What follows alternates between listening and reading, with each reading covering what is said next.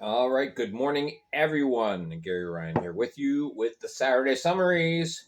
And wow, interesting night. Especially the last couple of games went right down to the wire. And yeah, it was a good night for hockey. All right, let's get right into it. First game, and I'm just going in chronological order of how they started. Okay, Danbury continues uh, the battle with Binghamton. These two go at it 18 times, and this was game number 12. Yeah, I think these teams are starting to get a little sick of each other. Although Danbury might have something else to say about that. They might be like, yeah, we like how this series is going right now.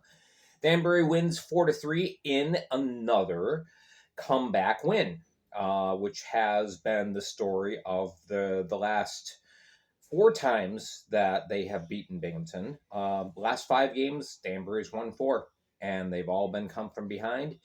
So, yeah, Binghamton starts off strong in the first with goals by Gavin Yates and Nikita Ivashkin. Um, Nothing in the second. And then Danbury just kind of took over the third, said, yeah, this is our game. Johnny Ruiz, always an inspiration to the team, obviously. He scores the first goal on the power play at 2:48. And Nikita Ivashkin scores his second of the night for Binghamton at 6 minutes in. So that gave Binghamton, that warm, fuzzy feeling. But I tell you what, this game was decided on defensive miscues and Danbury capitalizing on them. And good for them. So Sam Tetro had a goal at 9:58. 10 minutes left. Danbury's only down by one, and they're feeling pretty good because they've read the script before. And sure enough, 17:36, it's Chase Harwell. He walks in. It was a one-on-one, but basically he controlled the puck. He controlled and dictated the play, and puts one home.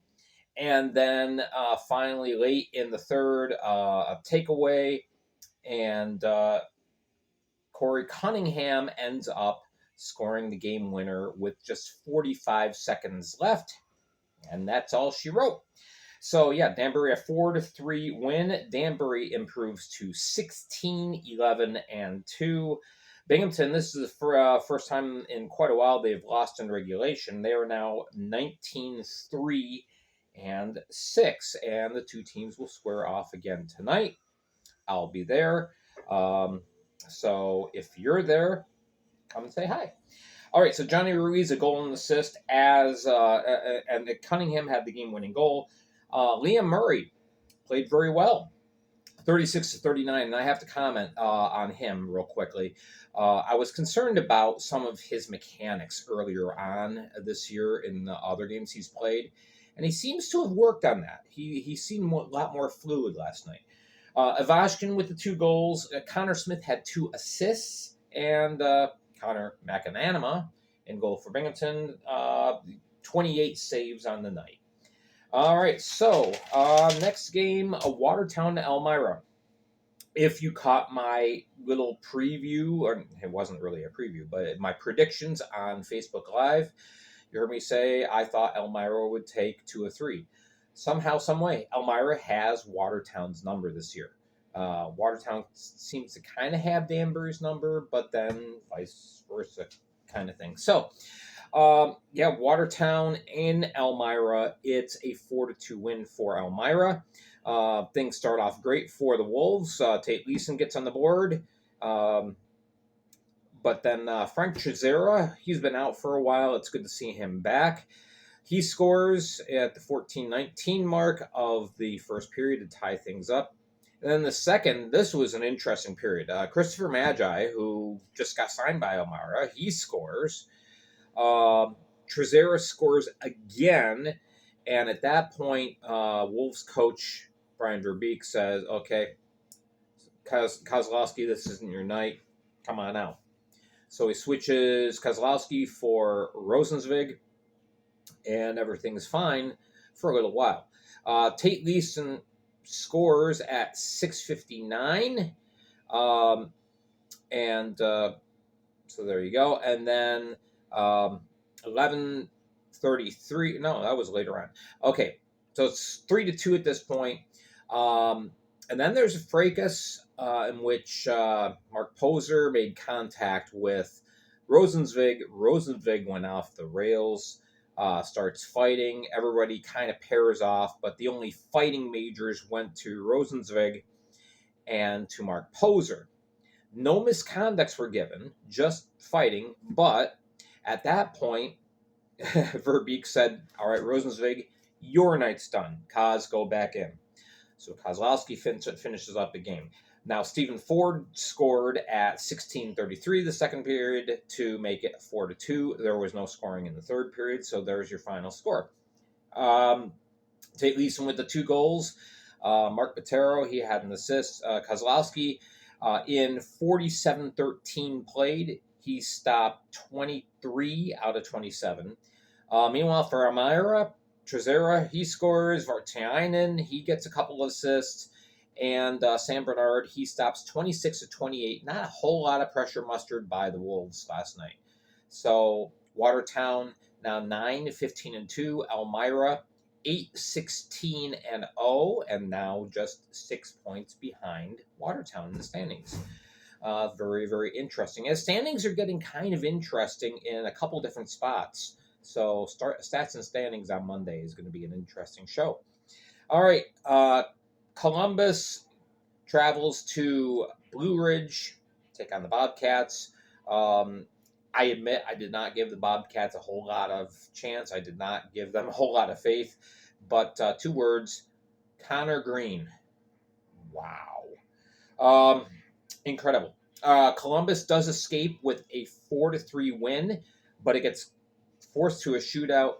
The story of this game was Connor Green made, by my count, 7 just unreal saves throughout the course of this game. Just amazing, amazing play. You can see why he got an SP call-up earlier this year. So Kyle Moore scores the only goal in the first period for Columbus.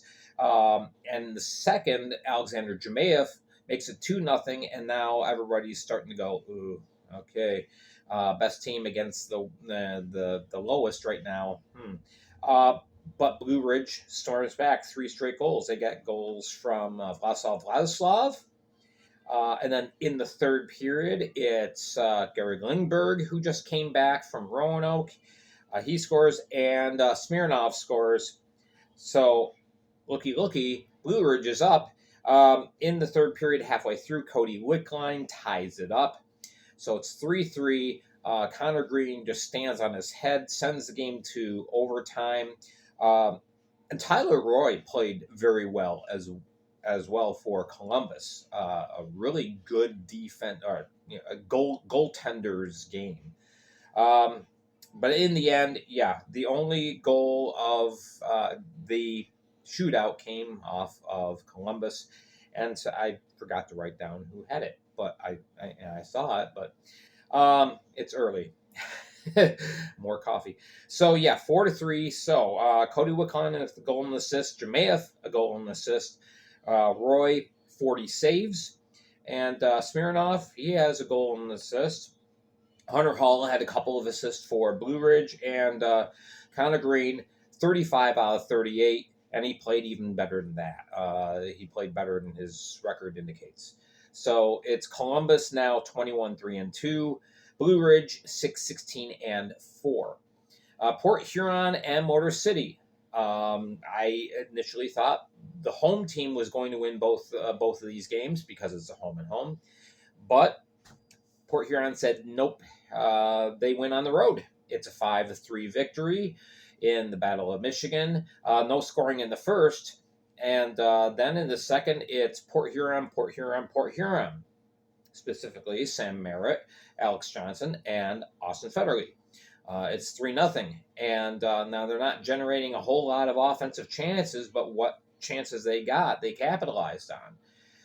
Adam Kuhn starts to draw the Rockers back into the game. in the third.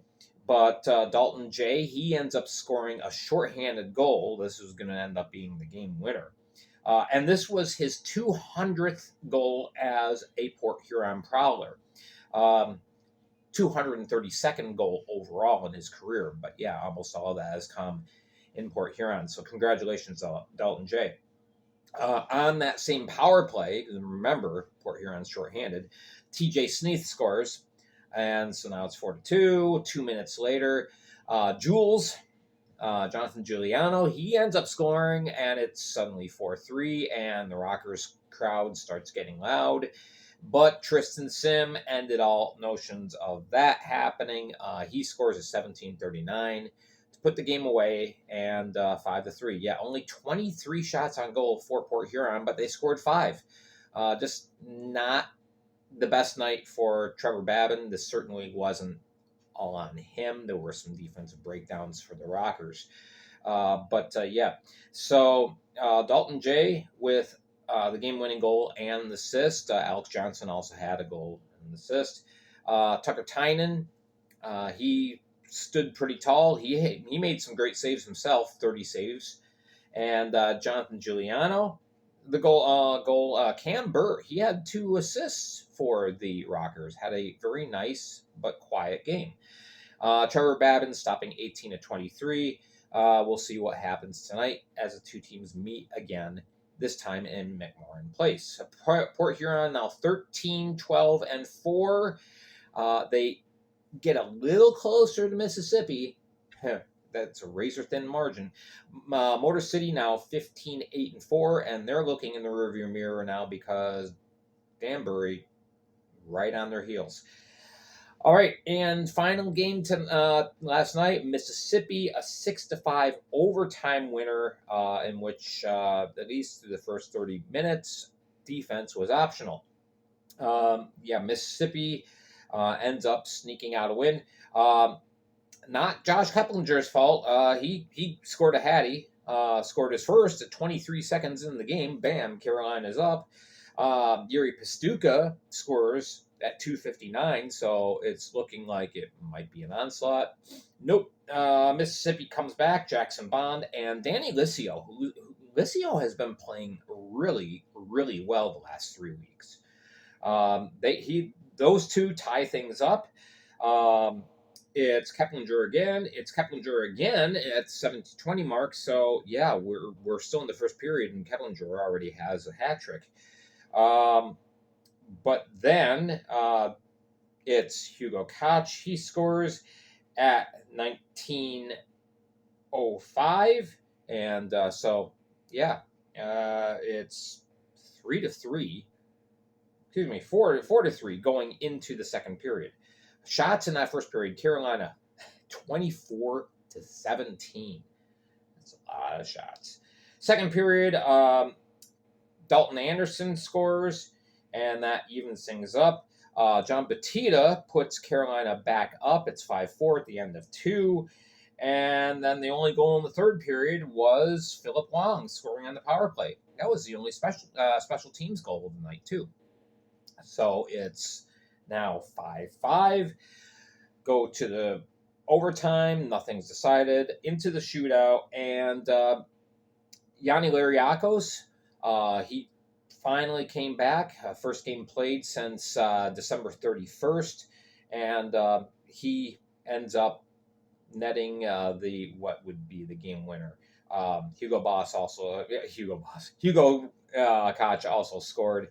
But yeah, and meanwhile, Deloisio, he played better as the game went on, and he shut things down and gets Mississippi the win. So Mississippi gets 2 points. Port Huron got 3, so Mississippi is only up 1 point in the standings now.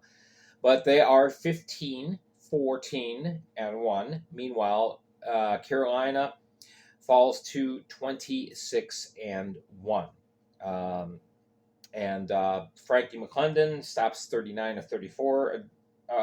Excuse me. Deloisio stops 49 out of 54. And we had Kyle Russell with 3 assists. Peter Panachek, 4 assists on the night. It's insane. Anyway, so there's everything that happened last night. I will be at the Binghamton game, relying on the stats on the Fed page. So hopefully everything is correct. You have yourselves a great night. We will catch you again tomorrow.